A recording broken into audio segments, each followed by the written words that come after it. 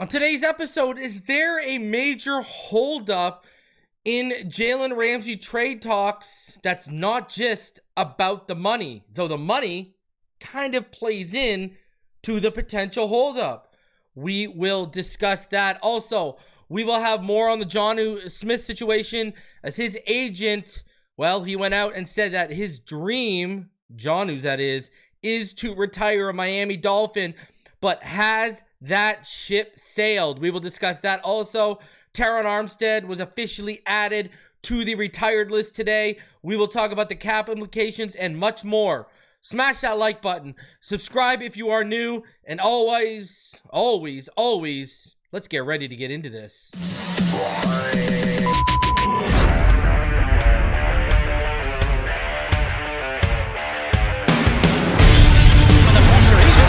Loses the football. The touchdown.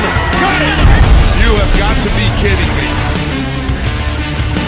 Jaylen Waddle has a Dolphin touchdown. And he will score. Field down the near side, man open. Touchdown.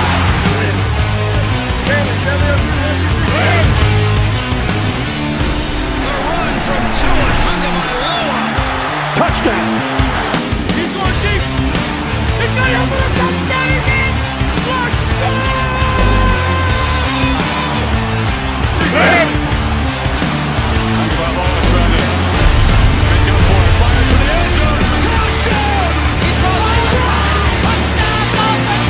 Beautiful day to be a Dolphin fan. Let's go!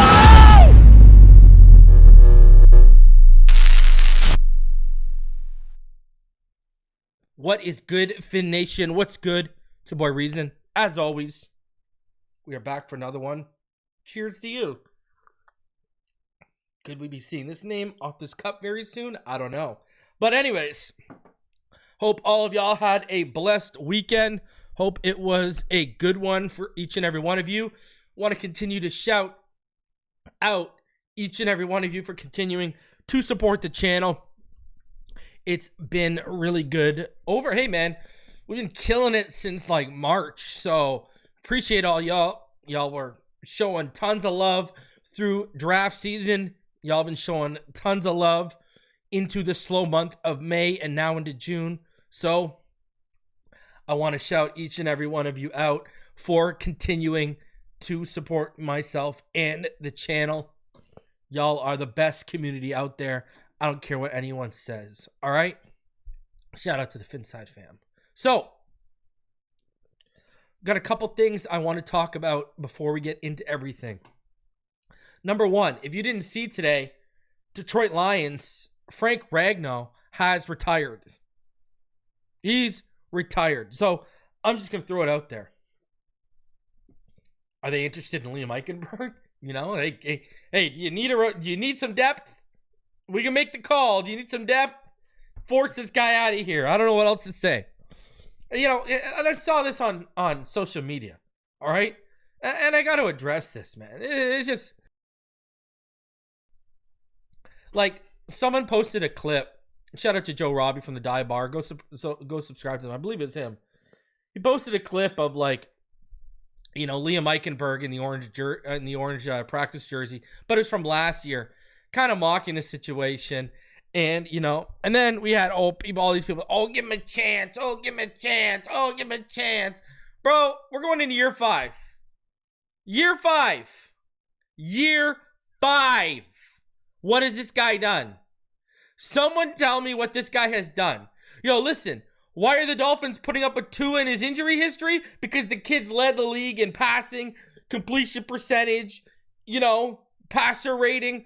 What has Liam Eichenberg led the league in? Pressure's given up on the interior? I mean, like, give him a chance. Again, we go back to the film, right? We break down the film all during the season. We did a prospect profile on this kid when he came out, all right? Speaking of, I'm going to continue what I was doing last year. My prospect profiles are going to be attached to my training camp previews. All right. So when I do the training camp preview for the offense, I'm going to do a few prospect profiles in there. When I do the training camp preview for the defense, I'm going to put my prospect profiles in there as well. All right. So, you know, all of you they used to be standalone series, and then I kind of changed it last year, and I'm going to continue to stick with that. And the guys that I'm pretty much looking at doing prospect profiles on are going to be Jonas Savaianaya, Ollie Gordon, and Quinn Ewers for the offense. And then for the defense, I'm probably going to do Kenneth Grant, Jordan Phillips, and Dante Trader Jr. Now, if you remember, I usually don't do prospect profiles on UDFAs.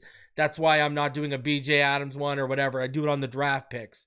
So those are going to be the prospect profiles of those players that I'm going to do for the offense preview and the defense preview for training camp. Remember, that's going to be in-depth evaluations on the kids, how they fit, right? Projecting them out, as well as plenty of all 22 for you guys to sit there and watch as you listen to my scouting report on these players. You know, that's what we do every year.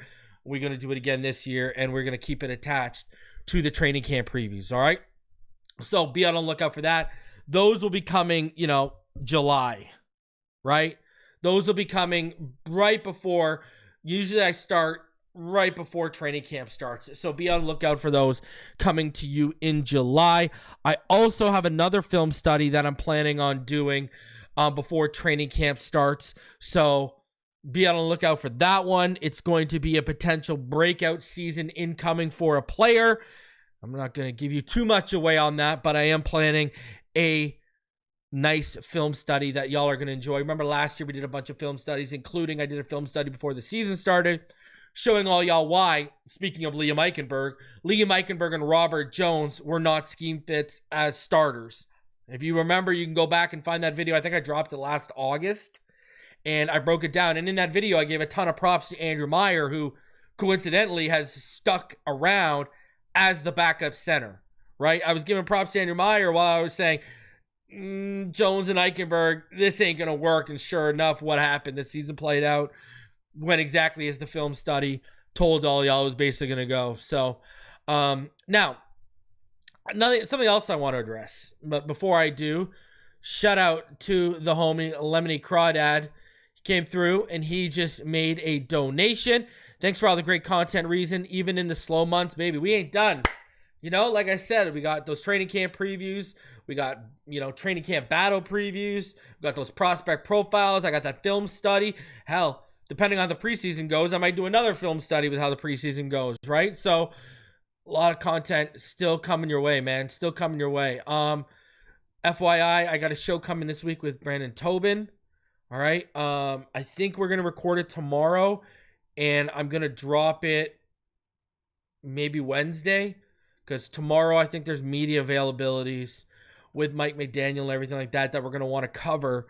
So I'm going to be doing a show with Tobin, and I'll probably drop it, I don't know, I'm thinking maybe Wednesday, Thursday, or Friday. One of those days it's coming. So be prepared for that. All right. So ton of content still coming your way. All right. Now I want to talk about this. You remember how last week during OTAs, when the media was there was talk about Jaylen Waddle and his deep bomb reception from Tua Tagovailoa. He made multiple, actually. Well, the Miami Dolphins posted one of those clips. I'm going to show you this clip here, and then we're going to talk about it.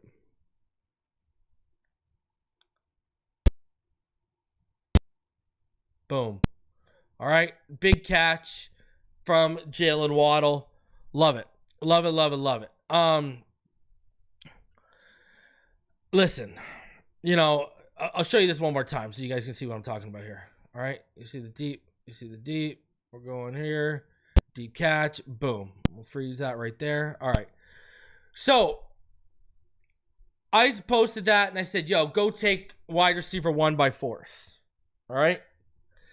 And, you know, we had all these people come out here, and the amount of people that were in their feelings about that, about me saying that, is absolutely hilarious to me. Absolutely hilarious to me, okay?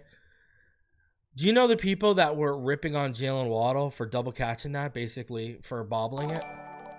Are we really going to sit here? You really want to go here with me on Jaylen Waddle? Do we really want to go? Remind me who led the league in drops in 2023. Remind me. Someone remind me in the chat. Who led the league in drops in 2023 with 12? Because I'm telling you right now, it was a Dolphin receiver and it wasn't Jaylen Waddle. So we really want to sit here, okay? Let's go back to the Cowboys game in 2023. Opening play of the game. Tyreek gone for a touchdown. 2 hits in the hands. Drops the ball. Next play, along the other sideline, deep shot. Who made the catch? Who bailed out Tyreek and his hands? Who bailed out Tyreek and his hands in the Cowboys game? I'm just saying. And this isn't even like, bro, listen. Let me clarify something here, because a lot of people are like, oh, you're hating on Tyreek. Bro, me reporting what this guy does and then giving my opinion on how he's acting is not hating. That's stating, all right?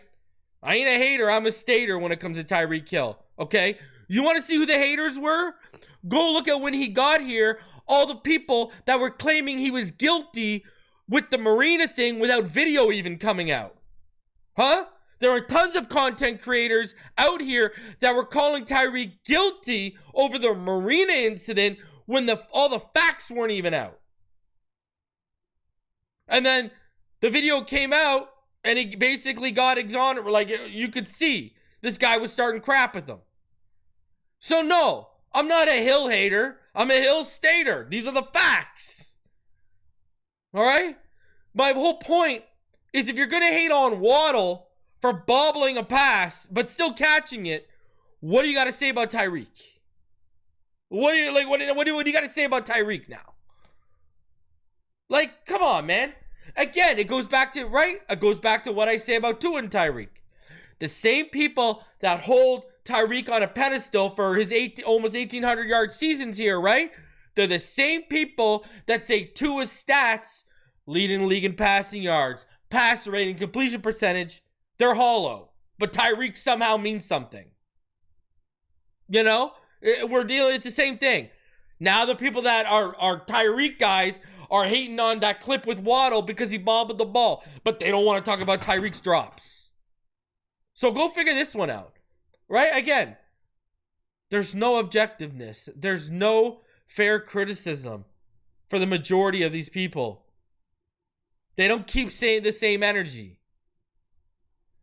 So, I'm just saying. Like, I just find it absolutely mind-numbing that people will jump down Waddle's throat, pause, and, jump on my back because I say, go take that wide receiver. Yo, that's what you should want. What are you talking about? You should be wanting Jaylen Waddle to take that wide receiver 1 by force this season. Who's here long-term, Jaylen Waddle or Tyreek Hill? Remind me in the chat. So who do you want to work out? Like, I just don't get it. This guy's going to be gone next year at the latest. So you should be cheering on Waddle to take that number 1 spot.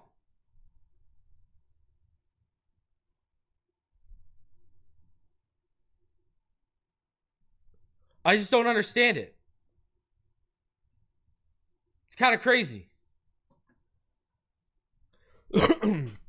Y'all should be cheering for Waddle's best year. That's the future, not Tyreek Hill. Tyreek Hill at most is the present. That's it. So, hey, y'all want to keep being subjective, knock yourselves out, but don't think I ain't gonna call it out.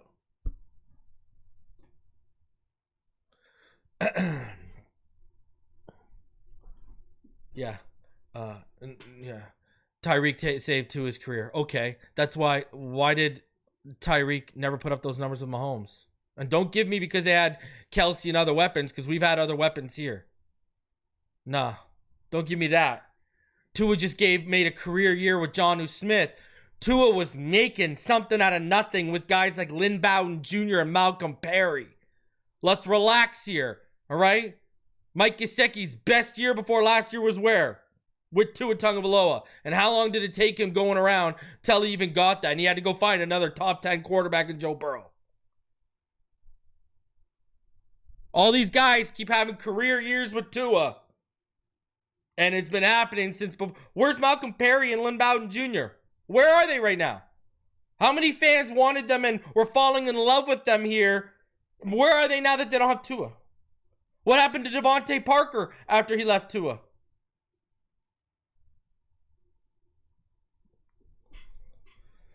That's it. That's it.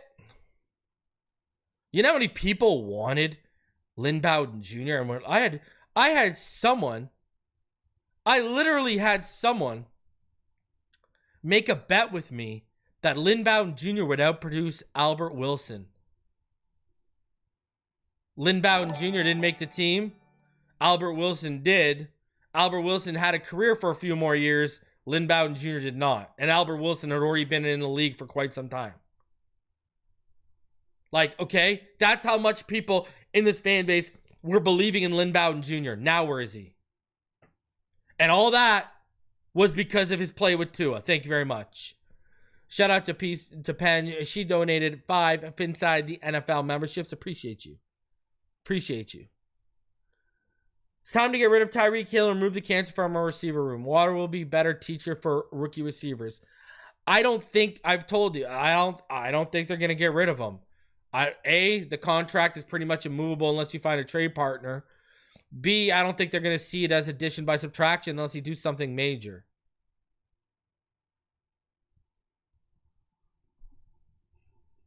All right? And that ain't taking shots. That's called spitting the facts. All right? Y'all need to learn to distinguish spitting facts and personal shots. All right? You want to see people taking personal shots at him? Again, go back to the Marine incident when I was defending Tyreek and other content creators were calling him guilty and bringing up his past when they hadn't even seen all the evidence. Okay? So, I personally, like, what are you going to do? The guy's absolutely tanked his trade value. They're not going to trade him for a 7th or 6th. If they could get a 1st, 2nd, or 3rd, they'd probably trade him. But they're not getting that. They're just not. He's tanked it. No one is trading for a guy, trolling or not, who was just out here talking about knocking out his head coach. Again, like I said in that rant before, go make a video talking about how you want to knock out your current boss. Make sure he gets a hold of it and other people in the company get a hold of it. And then when you get called in by HR, tell them you were trolling and see how that works out. So, it is what it is. Don't ever let it be what it ain't. So, again, learn the difference between hating and stating. Yeah. See? Chuck took my advice. He lost his job. Man, I don't even care. I don't even want to hear about the 2,000 yards, bro. Your focus should be, I want to bring a playoff win and a championship to Miami. That is what is going to make you a god in Miami. It's not getting 2,000 yards. They ain't going to talk about your 2,000 yards if we get knocked out in the first round. It's just not going to happen. So, because those 2,000 yards go out the window as soon as that whistle blows in game 1 of the playoffs. Facts. All right. Let's get into it here. Let's start off. I do want to start off with Terron Armstead. Now, we've known for, quite some time that Terron Armstead was going to be retiring. And, well, now that has somewhat, it's become official now. All right? And here you go. As of 4 o'clock this afternoon, the Dolphins announced we have placed Terron Armstead on the reserve retired list. Now, when you head on over to Over the Cap, the Dolphins making the retirement of Armstead official, it has negligible cap savings. His cap will drop from 9.1 to about 7.8 million in 2025. But he will account for 10.73 million on the Dolphins' 2026 salary cap, right? So dead cap impact for next year. With his retirement, they've saved about $1.3 million off the top end of their salary cap with that drop from 9.1 to $7.8 million. Man, I said it before when it was basically announced he was going to retire. I'll do it again. Salute to you, Terron Armstead. Listen, did it go the way we wanted it to go in terms of winning and health? No. But you're a phenomenal leader while you were here. When you were healthy, when you were active. Top 5, top 3 tackle in the game. All right, you were fantastic. You were phenomenal. You were the best tackle we had since Richmond Webb. Yes, you were better than Tunsil. Yes, you were better than Brandon Albert. I'd put the best tackles in, left tackles since the 90s, if you want to say. For me, it'd be Richmond. Then it'd be Armstead. Then it'd be Tunsil. Then it'd be Jake Long. Then it'd be Brandon Albert. So, I hold this guy in tons. I got tons of respect for him, and I hold him in such high regard. All right, you were a team player when you were here. You're a locker room leader. It's going to be hard to replace you. I'm not expecting Patrick Paul to be able to replace the level of play. I don't know if he'll ever get to that level. I am just hoping for competent this year in year 1 as a starter, and then he gets better each year. That's what I'm hoping for. But, man, what a stud. When you were healthy, man, what a stud. What an absolute stud. I wish we would have won a playoff game with you. I wish you would have had the healthiest years of your career in Miami. I really do. So, man, Armstead is he's next level, man. Next level. I just wish he was a little bit more healthier. And kind of like, I've talked about this. The one player over the last, 10 years I really wanted to win a playoff game for was Rashad Jones. Terron Armstead's right up there. Right? Even so was Xavier Howard when he wasn't causing issues. But, listen, I'm a fan of Terron Armstead. I'll always be a fan of Terron Armstead. And I'm hoping and I'm praying he becomes a coach on this staff. I love seeing him walk out with the team. I love seeing him still be involved. I'm hoping and praying they find a way to keep him here as a mentor, as a coach, as an advisor, whatever role. I mean, hey, you're still paying him money. He's still counting against your cap. You might as well keep him here. So, man, that's tough. But the Patrick Paul era has begun. Got to look forward. Patrick Paul, man, just year 1, give me competent to good. I'm not asking for great. If you want to give me great, knock yourself out, Patrick. I'm here for it. But year 1, just give me competent to good. And then year 2, let's take that as a starter. Let's take that next step in 2026. But year 1, I've got not crazy expectations. Just give me competent. All right? If James Daniels is next to you, we're good with competent. If Jonas Savaianai is next to you, I think we'll be good with competent. And stay healthy, please. Please stay healthy, for the love of God. And that goes for everyone on the team, and especially in the trenches, and especially the quarterback. All right? Hallie D. Barry says, can we try to trade Hill by week 8? It would make a difference in the cap hit. And Hill is not here for us. He's here for himself, and I would love him gone. I think if they're winning, they're not trading him at the deadline. They're not trading. If they were like 6-2, they're not going to trade him at the deadline. Now, if they're 2-6, let's have the conversation. Send him to a, contender, because then if he doesn't cause issues, a team that has a really good record come the trade deadline might see that as an upgrade for the rest of the season if they want to make a serious run. So, I don't think I would be shocked if they trade him in the offseason. Would I be mad? No. Would I be shocked? Yes. But, the only way I see the trade happening maybe this season is if we're struggling again heading into the trade deadline. He's quietly causing issues behind the scenes and they get rid of him. But I don't think they view this as an addition by subtraction. Right now, at least. So, it is what it is.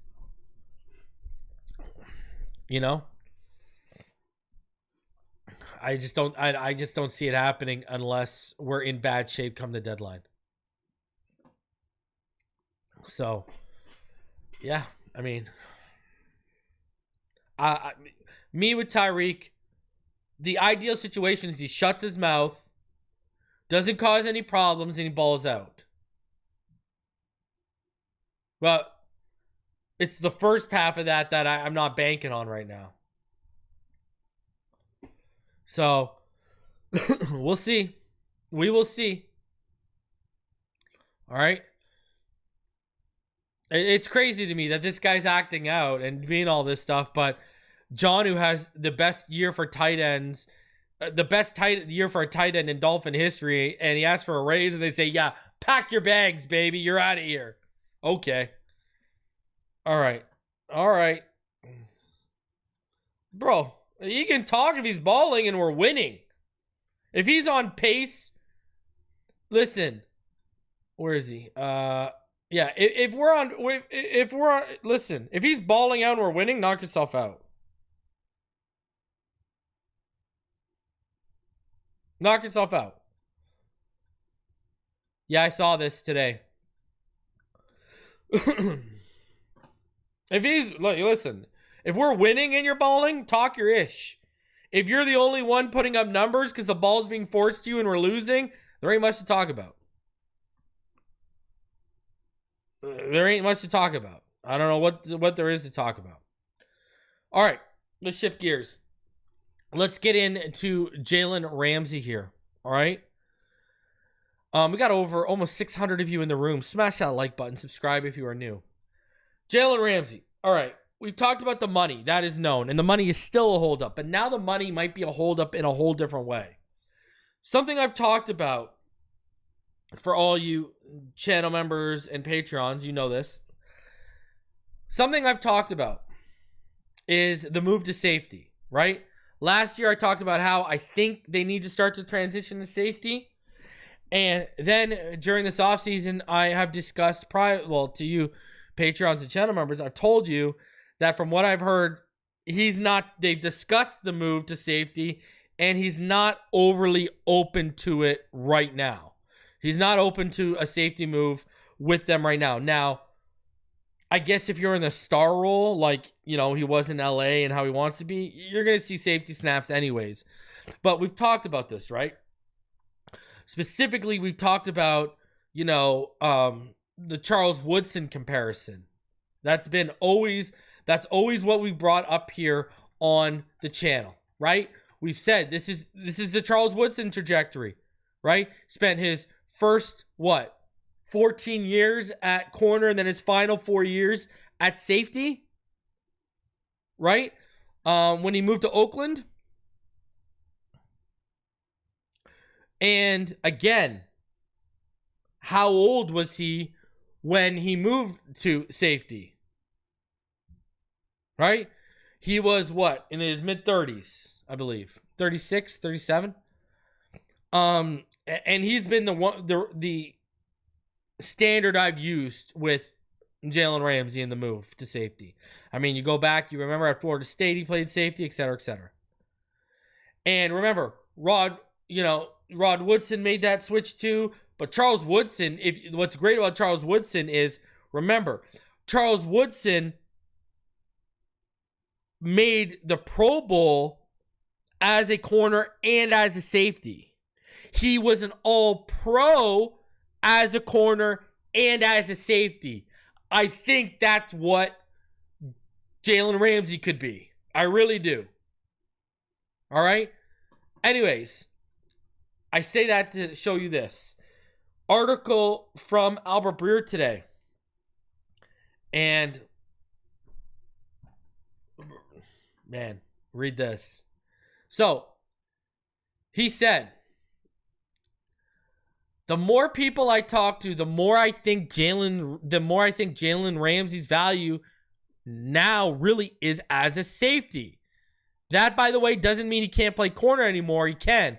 It's just that at this point, if you're bringing him in, leaning into what he still does well and planning on having him as more than a stopgap rental, then safety is likely where his future lies. Think Charles Woodson or Rod Woodson, and you get an idea of where this could go.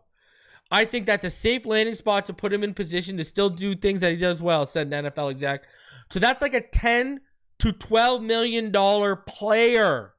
That's about half of the $21.1 million Ramsey has left on his deal for this year, and sets a decent range for what the Miami Dolphins might have to do as far as eating money goes to get a decent return for the former All-Pro.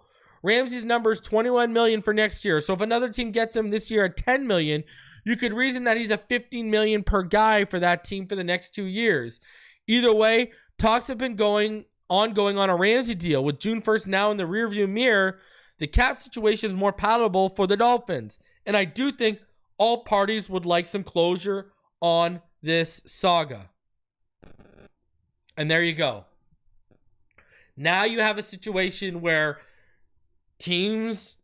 now we're getting into why teams don't want to take on that big cap hit. Now we're getting into the weeds of it. And I tell you, take what Albert Breer says seriously. Remember, I highlighted Albert Breer before the draft happened. Because why? Remember, his draft rumblings lined up exactly with what I was telling you guys about Kenneth Grant and who they end up drafting.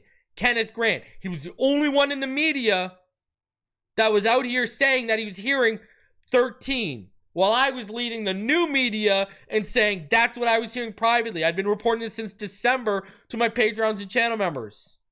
We had been talking about him on this channel since like October, November. So,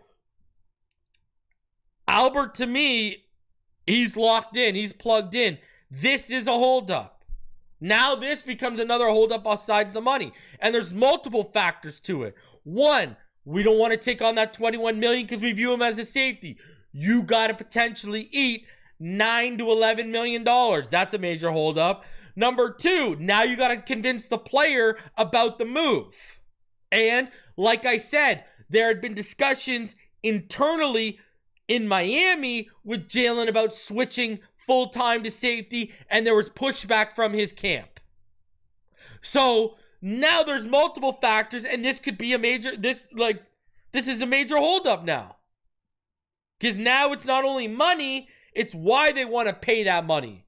And then the reason why they want to pay that money might not sit well with the player.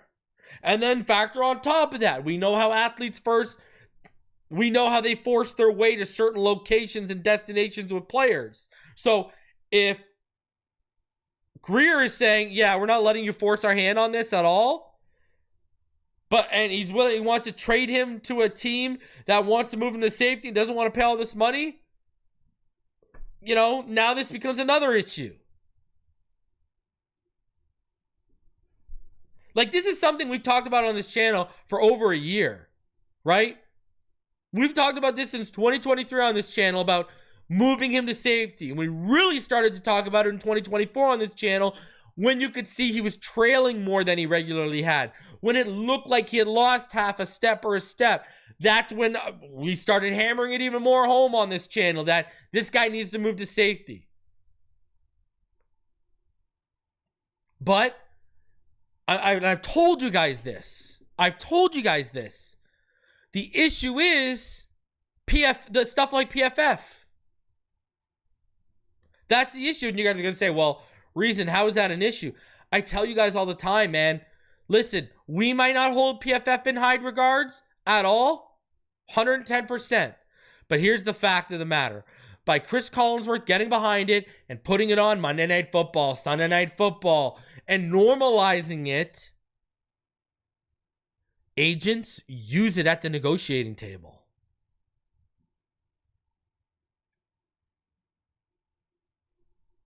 That's just a fact.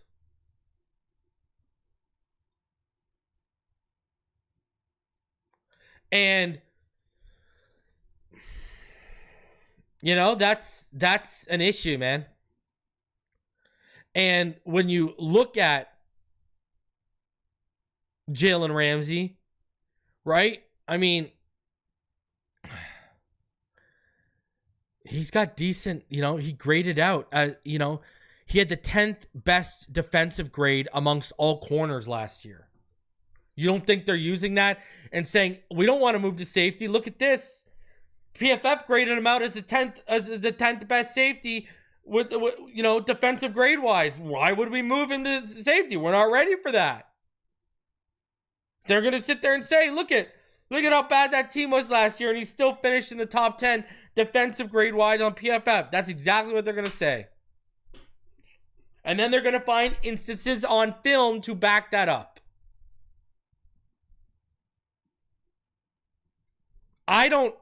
Listen, you guys know where I stand on PFF. All right. You guys already know what the deal is. All right. I read the grades weekly for you guys just so you guys can be informed. Personally, what do I always say? If the grades don't match your eye test, don't believe them. Trust your eyes first before you trust some jabroni grading at PFF. But there you go. I mean, I don't know. I want resolution before June 10th. Before mandatory minicamp. Are we going to get it? Your guess is as good as mine. I would lean towards, yeah, we're going to get it. But anything can happen. And here's the thing. That's going to affect his money, right? Ramsey has no guaranteed money on 2026 and 2027. Those are void years. So he's going to, if he gets traded to I don't think he's going to want to get traded to a team that views him as safety, because he's going to view that as, oh, that's going to impact my money. Now, if they give him corner money and then move him to safety, maybe he's a little bit more into it.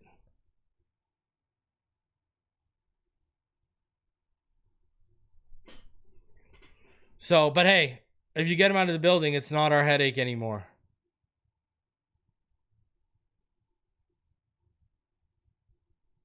You know?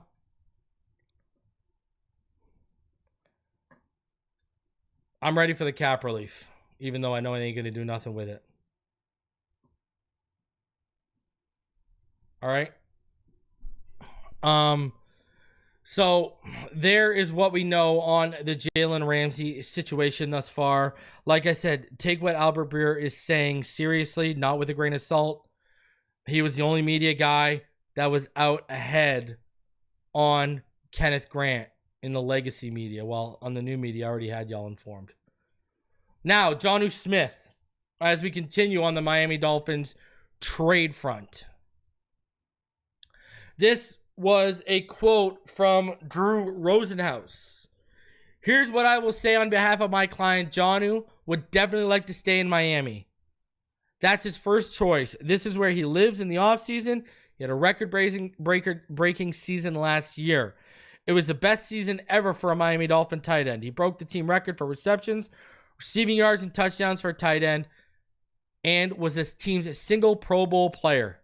He's an incredibly valuable part of the team.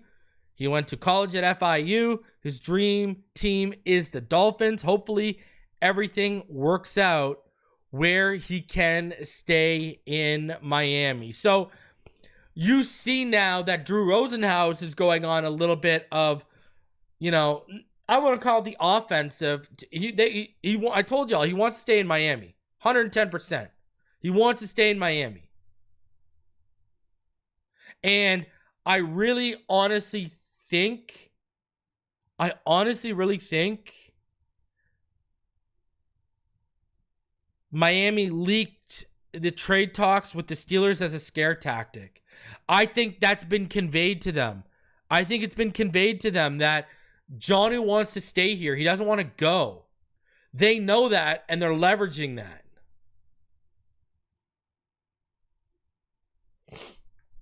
That's what I think. And as I've said, if the ask is reasonable, let's go. Make it happen. He wants to retire a Miami Dolphin, apparently. I know you guys want to keep him in this offense. Find a middle ground.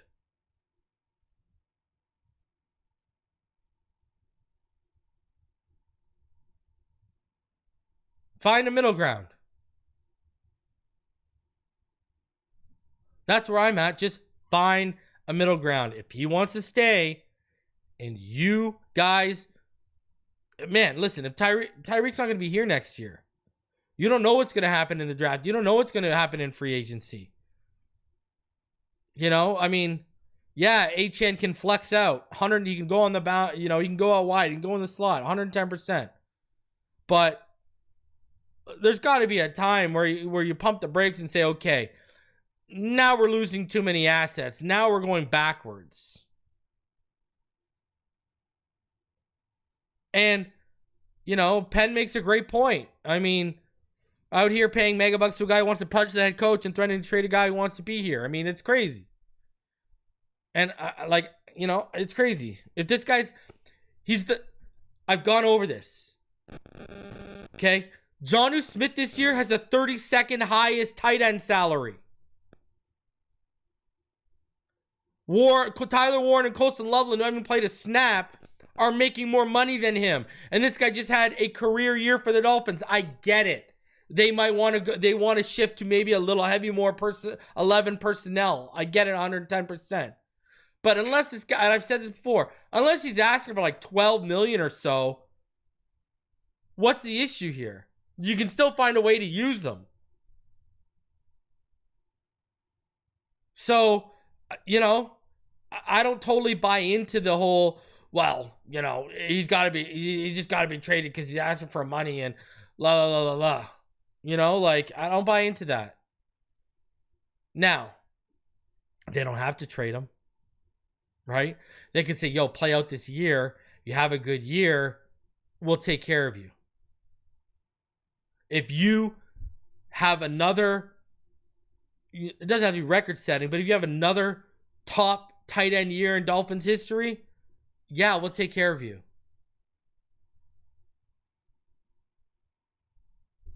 Because, man, this is not Gesicki levels of bad here where you just can't have the guy in line or on the field. We're not talking about this level. We're not talking about a guy who's not willing to get his hands dirty.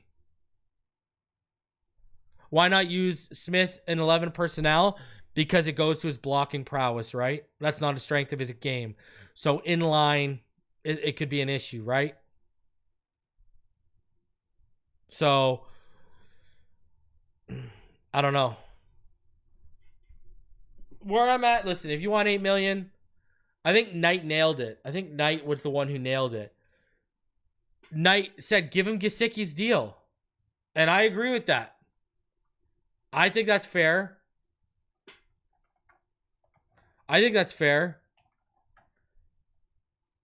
Right? What was it? 3 years, $25.5 million. But I believe there's an out after 1 year. Right? So, and he's 29 as well. I believe Jonnu Smith is the same age, right? Jonnu's 29 too. They're both 29. Yeah, 29. So, and if you look at Mike Gesicki's deal, like I said, you can get out after 2025, right? He had a $6.5 million signing bonus, 6.5 guaranteed. Only 6.5 was guaranteed out of the 25.5 million. Annual average works out to about 8.5 million. I think Knight nailed it with that when he said it on the last show. That's fine. Do that. You can get out after 1 year. If he isn't good, you have the cap space. You're gonna have over 27 million after you get rid of Ramsey. That's what I do. And then if he has another good year, push some money up into 2026. Give him some of that, guarantee some of that. But I think that's dead on. Because you got to look at the real money. So people will see, oh my God, they signed a 3-year, 25.5 million. But no, it's about the 6.5 guaranteed. That's it. So I would be down for that. Let's go. And you can get out of it after 2025 if he doesn't live up to 2024. So, and if you're going to move off of him, hey, all right. It's Jalen Conyers season, and let's see what Hayden Rucci's got in year 2, all right? But, hey, I think that'd be a reasonable deal. You're basically only paying him for 2025 this coming season. Or a year on top of it, right? So 2026, that's what I'd do. That's where I'd be at. Just give him that 23, the $25.5 million deal over 3 years, only guarantee about 6.5 to 8 million of it, right? And then have an out after 1 year into the contract. Boom. You're done. It's over. So that's what I'd be.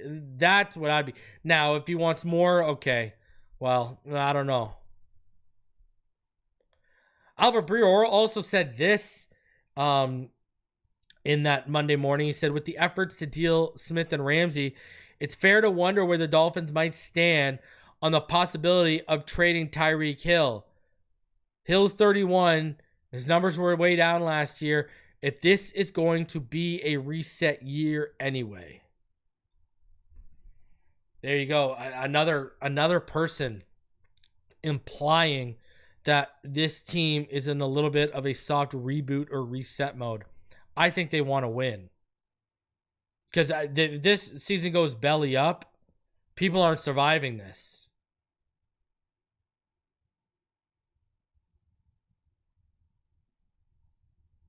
I don't know. I've said this. Unless he does something major, I do not see them viewing this as addition by subtraction, right? He's the best talent that's been in the building since Ricky Williams was a Dolphin. I think they just want him to fall in line. Is he going to fall in line? I don't know. He hasn't fallen in line yet, so why would he? He makes all that money. He's already won his championship. He's clearly just out for his legacy. That's what the 2,000 yards is about. That 2,000 yards is about his jacket chase. It's not about a chase for a playoff win in Miami. That's the reality of the situation. So,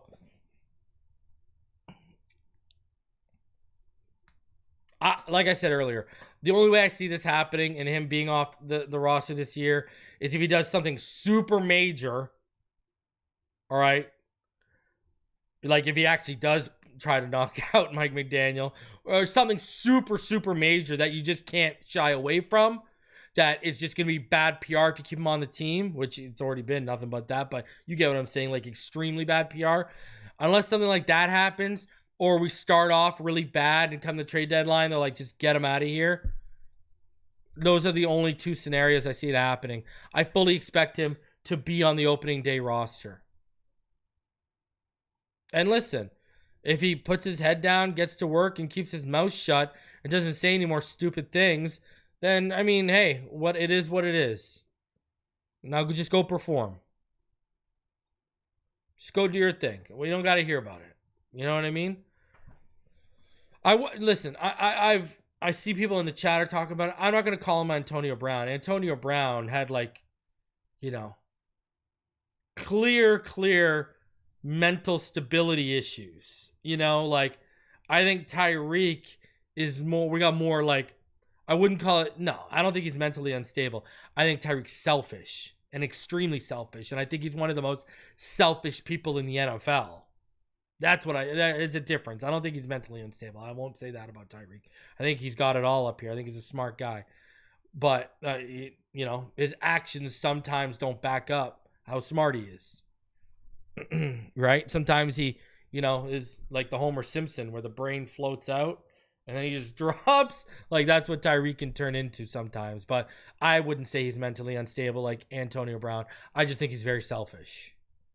And there's a difference, So I won't buy into that notion. We had to. When I saw this image, you knew I had to bring it up here on the show. All right? I had to. I had to bring this up. Let's put it in perspective. The Dolphins passing offense under Mike McDaniel. In EPA per dropback with Tua Tagovailoa, they're tied for third. With pass TD per attempt percentage, they're tied for third. With yards per attempt, they're tied for second. Quarterback rating, second. Completion percentage, fourth. Look at how far those numbers fall. Look at that. 32nd in EPA per dropback without Tua. 30th in pass touchdowns per attempt without Tua. 25th in yards per attempt without Tua. 32nd in passer rating without Tua. 29th in completion percentage. Oh my God. And listen. Am I expecting those to be top 10 with a backup quarterback? No. But look at the names we've had. Teddy Bridgewater, right?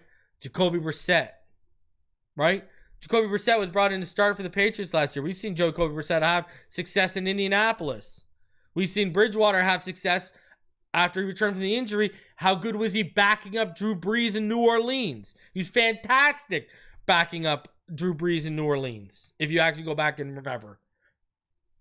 Again, I go back to when people try to simplify this offense, this is one of the most complicated offenses in the NFL. Not any Joe Schmo can walk in off the league and do this. I mean, this is why. Remember, why did Orlovsky mention only a handful of guys who could run this? Remember, he named who? There was only 5 surefire guys he thought could run this. Patrick Mahomes, Matthew Stafford, Brock Purdy, CJ Stroud, and Joe Burrow. Now, what's it? Mahomes, what do they run in Kansas City now? They run an offshoot of a Shanahan offense. Stafford, McVay runs the Shanahan offense. Purdy, Shanahan offense. CJ Stroud, when he was under Slowick the last 2 years, what was he running? Shanahan offense. Joe Burrow, what do they run under Zach Taylor? An offshoot of the McVay Shanahan offense. Again, not any Joe Schmo can walk in here and run this offense. And Dan Orlovsky's already laid that out. And we're talking about all those guys you would name are in your top 12. And this is why I've said I think Quinn Ewers will be more effective running this offense than a guy like Zach Wilson. Guys, I've heard Zach Wilson looks the same so far, at OTAs that he did in New York. You got a guy who's out of structure. This offense is meant to be run and executed in structure. That's how you get the efficiency. Sure, out of structure plays can happen and be forced all day, but it's meant to be ran in structure. This is why I think Quinn Ewers, as a passer, will be a better fit because he's better in the pocket than Zach Wilson. Now, does that mean Quinn Ewers is going to be able to run this offense to uber efficient levels like Tua? That remains to be seen. I'm just saying, from a film standpoint, from a pocket passing standpoint, I got higher faith in Quinn Ewers being able to run this offense than Zach Wilson. Zach Wilson, if he comes in, his splash plays are going to be out of structure. Guys, smash that like button. Subscribe if you are new. Bro, I'm down for Jeremiah Smith, hey? 2027, you move off of Tyreek. If Tua stays healthy or he doesn't and you get your quarterback in 2026, you know, I've told y'all who I'm going to be. If Tua goes down, get ready to hear Garrett Nussmeier again and get ready to hear Lenore Sellers, baby, because that's who I'm going to be pushing for if Tua goes down and it looks like we're moving off of him. And then 2027, go get me Jeremiah Smith and pair him with Waddle. Let's go, baby. Holy jeez. All right. Ryan Williams is 2027, but Jeremiah Smith is better than Ryan Williams. All right, smash that like button. Over 600 of you in the room. I will be back tomorrow. Media availabilities and much more. And I will see you then. Please, appreciate y'all. Love y'all. So smash that like button. If you are new, subscribe. I'll see you on the next one. Fins up all day, every day.